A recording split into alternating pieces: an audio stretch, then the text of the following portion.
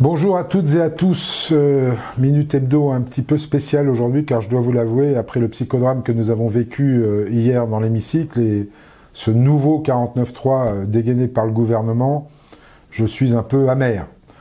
J'aurais voulu voter ce texte, j'aurais voulu que la représentation nationale puisse s'exprimer sur ce texte. Vous vous souvenez, en première lecture, on n'a pas pu le faire parce qu'il y a une obstruction manifeste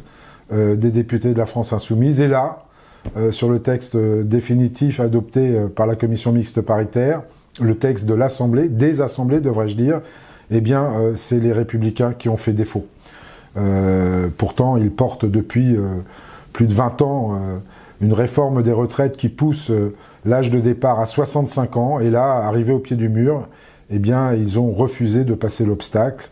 Et je trouve que c'est dommage parce que ça a empêché l'ensemble des députés de pouvoir s'exprimer sur ce sujet. Vous livrez mon sentiment que très certainement nous avons fait les choses à l'envers. Il fallait d'abord faire une loi sur le travail, essayer de régler cette histoire de parité de salaire entre les hommes et les femmes, essayer de régler ce problème de l'emploi des seniors, des carrières longues, des carrières hachées, travailler vraiment d'arrache-pied pour amener des mesures sociales et au modem, nous y étions prêts sur ce texte travail, et ensuite, effectivement, parler des retraites, car il n'en demeure pas moins vrai